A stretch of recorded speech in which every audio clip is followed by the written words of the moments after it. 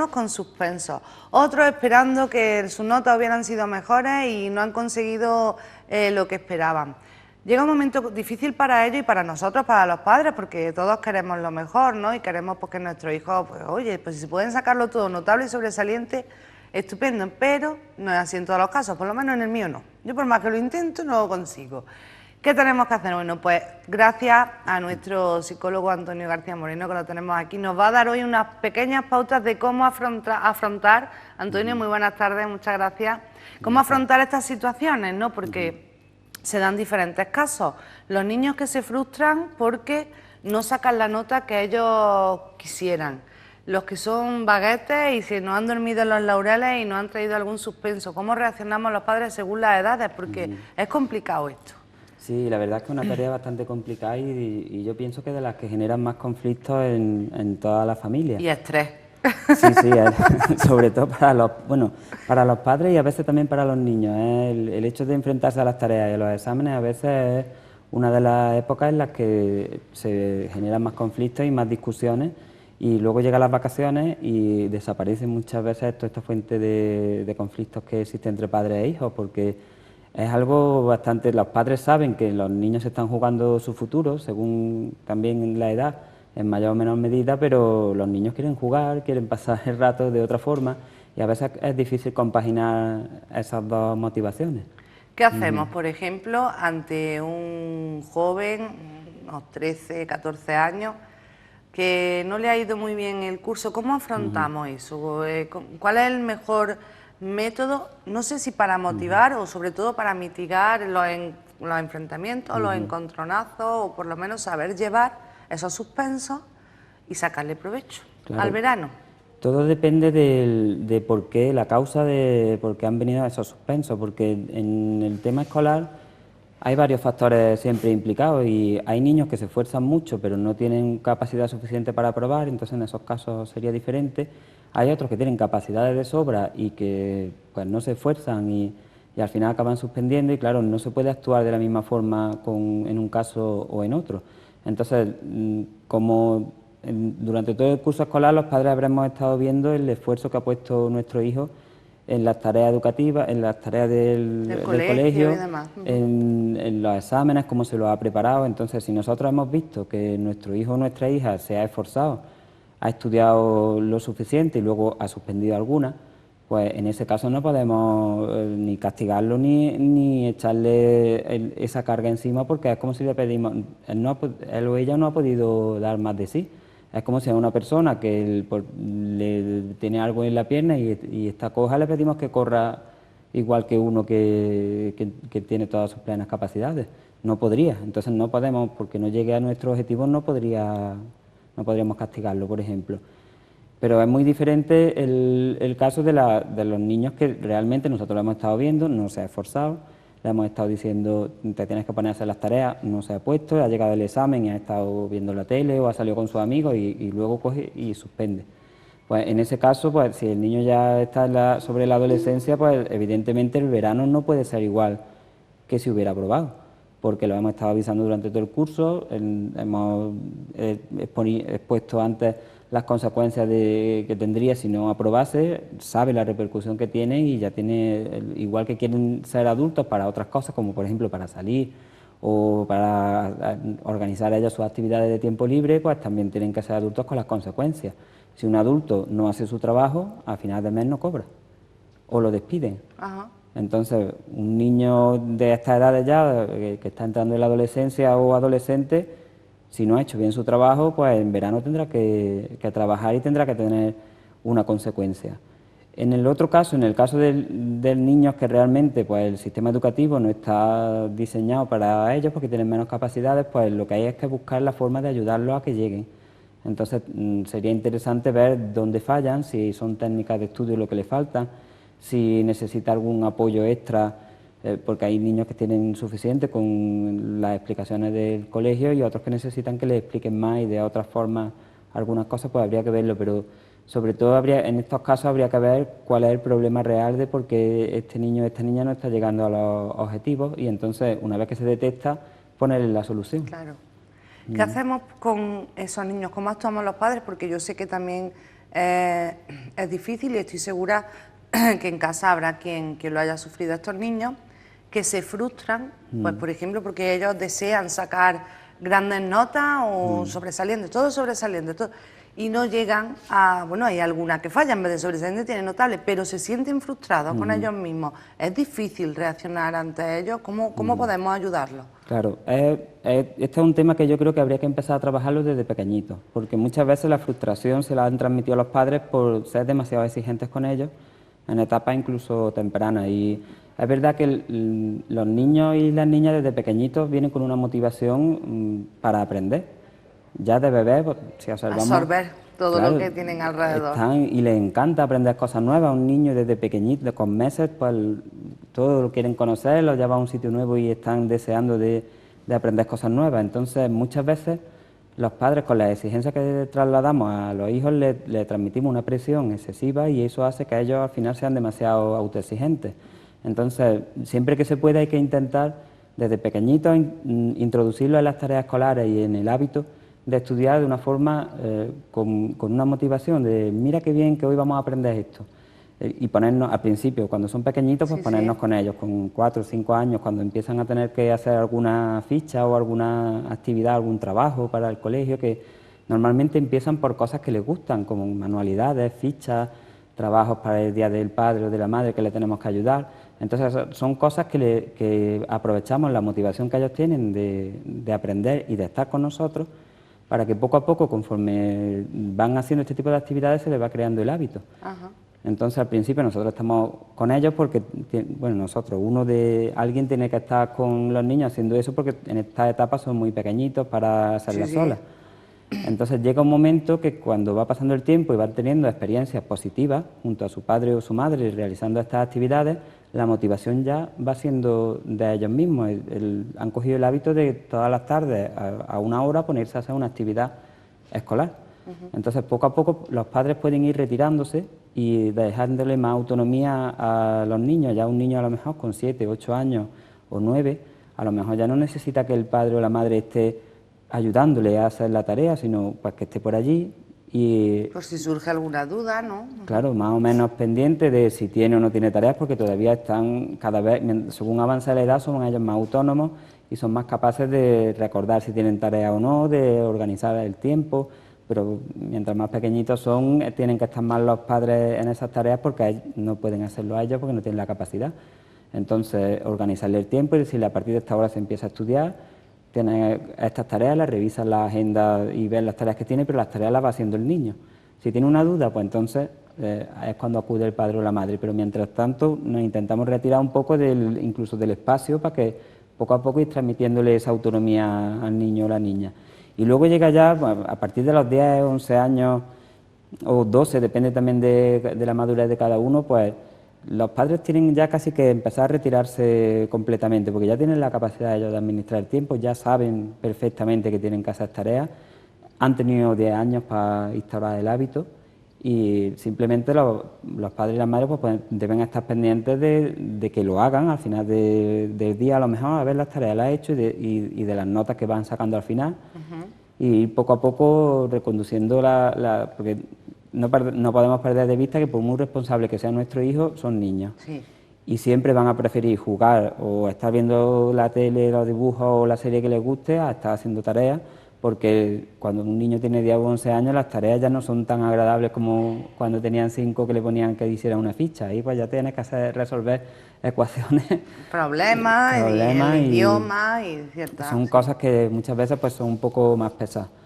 Pero si se sigue más o menos esta forma de funcionar desde pequeñitos, es mucho menos probable que tengamos problemas cuando ya sean adultos, porque el hábito se le ha ido instaurando y ha partido la motivación de ellos mismos primero por las ganas que tienen de compartir espacios con los padres y por aprender. Entonces poco a poco se le ha ido fomentando y se vuelve al final una motivación intrínseca ya de ellos mismos, que no hace falta que les diga son las 6, ponte a estudiar, ya lo saben y se pone.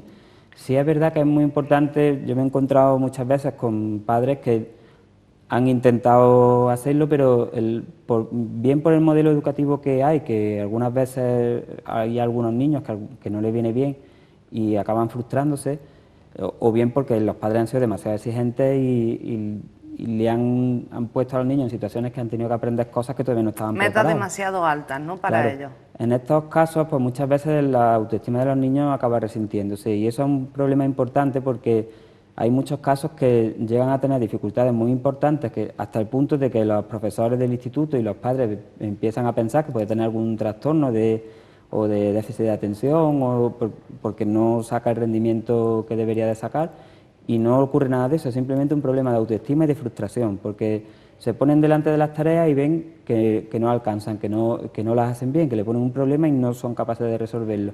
Y eso les pasa en 2 o 3 ocasiones y el niño o la niña pues ya empieza automáticamente a pensar yo no No soy sirvo capaz para esto, ¿no? de hacer esto y sobre todo si de vez en cuando van acompañados por mensajes de los padres, porque muchas veces llegamos muy estresados, no tenemos ganas de ponernos con los niños, se ponen, lo hacen mal y vamos y le decimos, es que era un desastre, es que esto no se hace así, es que te tenías que poner, es que esto lo tenías que tener hecho ya. Sí, damos sí, vamos, mensajes. es la viva imagen de cualquier casa, creo yo, a la hora de hacer una tarea, Claro, sí, vamos. sobre todo por eso, porque los padres no tienen una intención de causarle un perjuicio a los niños, pero claro, vienes del trabajo, te tienes que ir otra vez, o al final no tenemos tiempo todo el que deberíamos dedicarle a los niños y hay veces que, no, que se dan estas coincidencias. Entonces, como ocurra algo así, los niños pues pueden llegar a frustrarse y ya la siguiente vez que se ponen delante de las tareas pues empiezan estos pensamientos de yo no valgo, yo lo... Autobloquearse, ¿no?, prácticamente. Y claro, y si en esos momentos les seguimos exigiendo, pues los niños hay veces que se bloquean y se quedan, que no son capaces de enfrentarse a la tarea, que si los dejas solos y lo hace, le cambia el contexto, le pones un juego en el que tenga que resolver el mismo problema, lo resuelven porque la capacidad la tiene. Pero sentados con un libro delante, tienes que resolver esto, ahí se te quedan bloqueados, incluso empiezan a realizar conductas, algunos de ellos para evitar la situación. Claro.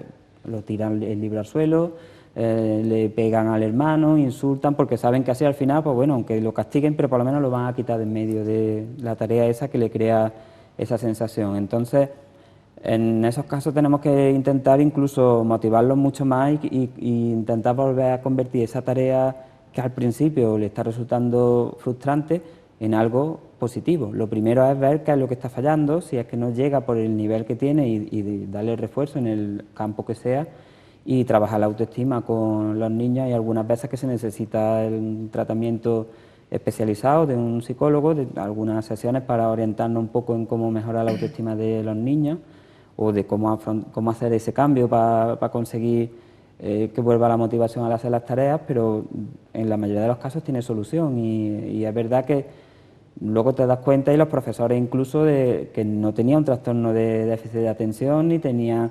Yo llegaba a tener casos de que pensaban que tenía retraso mental o incluso trastorno de déficit de atención también. Han estado los padres recorriendo diferentes lugares para ver si los diagnosticaban, los niños no tenían nada. He tenido casos que era simplemente por la autoestima y luego, una vez que se ha resuelto el problema de la autoestima, han sacado muy buenas notas, se ha solucionado el problema, y otros que pasaba paradójicamente lo contrario, que era un caso que tengo incluso ahora, que es un niño superdotado, que creían que tenía déficit de atención porque el niño se distraía mucho en clase y luego no sacaba las notas que tenía que sacar. Pues claro, el niño se aburre en clase, no está pendiente de las explicaciones, de pronto le pregunta... Está en blanco. Él está en otra cosa, en su mundo, pero las capacidades que el niño tiene, pues en el momento que las enfoca en realizar las tareas, pues los resultados salen, claro. Pero muchas veces es muy peligroso etiquetar a los niños, sobre todo mientras más, siempre es peligroso, pero mientras más pequeños peor porque vamos perjudicando... Se le va marcando prácticamente, ¿no?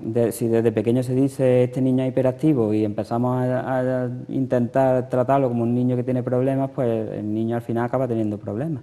Y a lo mejor nos hemos equivocado en el diagnóstico y no era un niño hiperactivo, a lo mejor tiene mala autoestima o tiene más capacidades de las que se exigen en un centro o cualquier otro tipo de problema, que muchas veces los problemas de los niños en cualquier ámbito se trasladan al nivel educativo porque necesita estar muy concentrado y hoy en día en esta sociedad es muy exigente la escuela con los niños, entonces se traslada muy fácil. Hay otra edad complicada y a mí me gustaría también, para ayudar a estos padres, cómo afrontarlo, ¿no? Cuando ya tenemos una edad, se han examinado, creo que no sé si han terminado ya de selectividad, están nerviosos, es un paso muy importante, han estudiado mucho, están expectantes por sacar esa nota que quieren para estudiar la carrera que les gusta y no llegamos.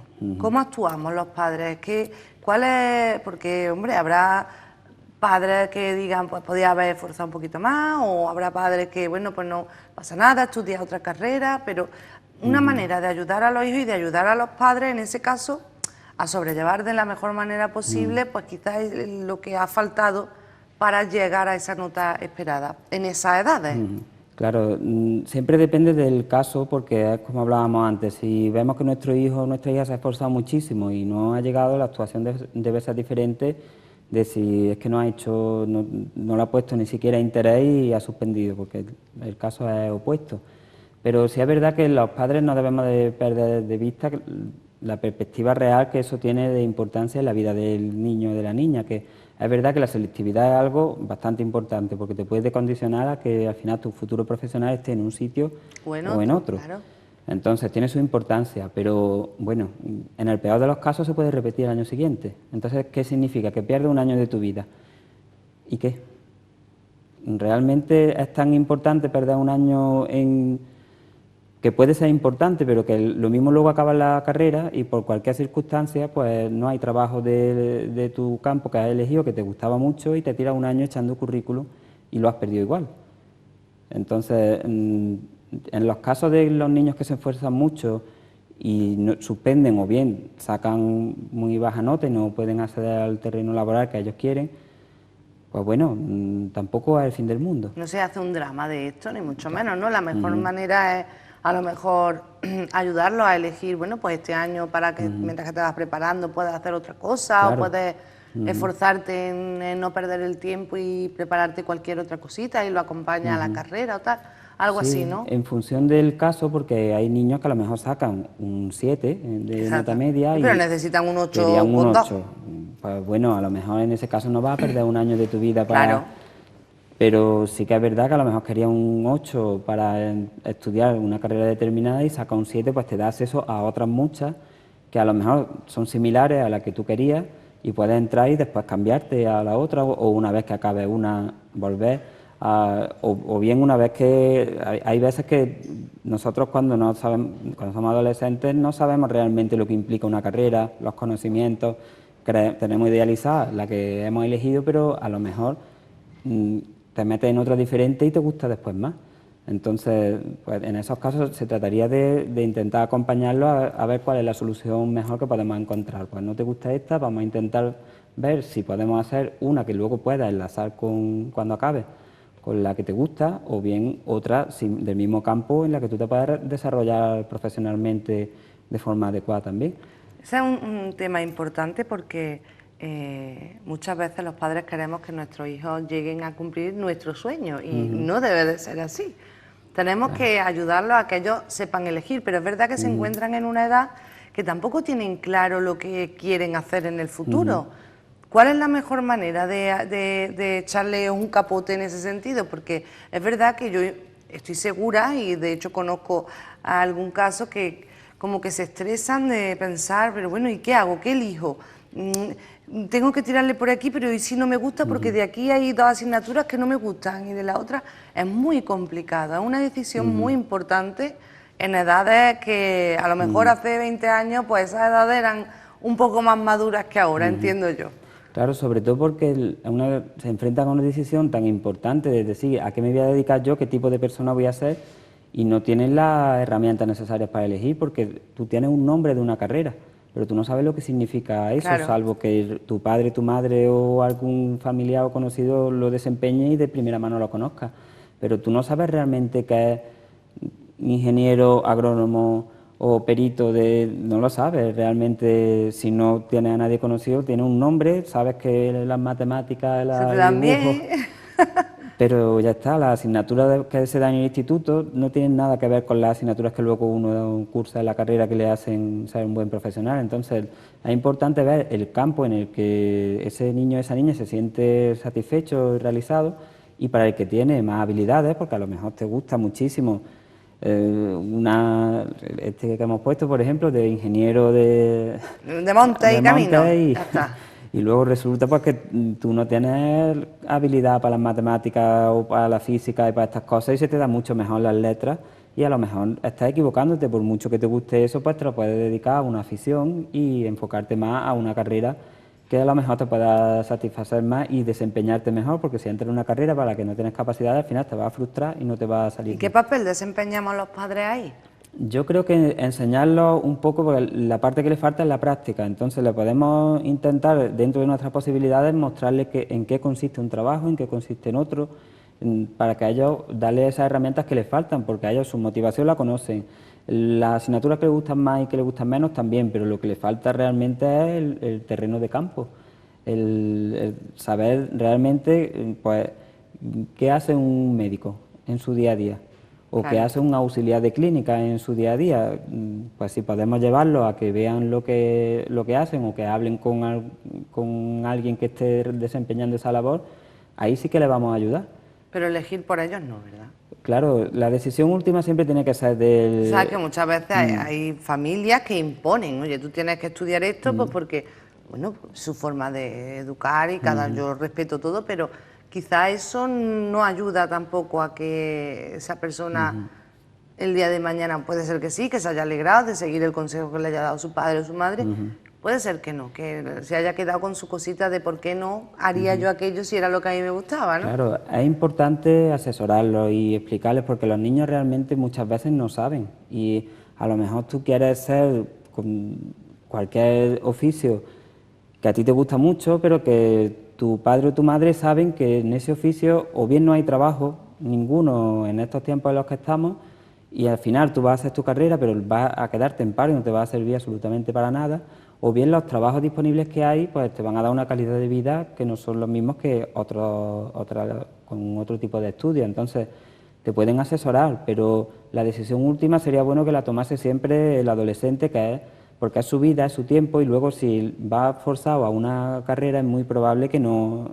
Luego las carreras son muy exigentes, necesitan muchas horas y mucho tiempo, que si tú no estás de acuerdo con estudiar eso y no te gusta el contenido, es difícil que consigas sacarte la carrera y que luego sea un buen profesional, que es como al final... Es que estamos condicionando al final la vida que va a tener nuestro hijo, pero... hay que pensar también que luego pasamos muchísimas horas en el trabajo y si tú estás haciendo un trabajo que no te gusta, vas a ser infeliz.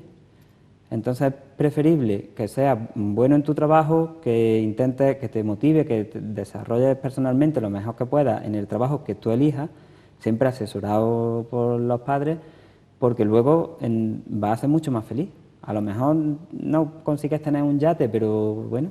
Pero eres feliz con tu forfiesta. Sí, es que es lo importante, porque Claro. lo que buscamos realmente es que seamos felices, que no tengamos problemas y que, pues claro, lo principal es la subsistencia, que tengamos, que los estudios nos lleven a algo que no tenga un medio de vida. No vas a estudiar alguna carrera que sepas que es que no puedes luego desempeñarla, que no, por las circunstancias que hay, no vas a poder trabajar nunca de eso y luego al final vas a tener que estudiar la que te dijo tu padre.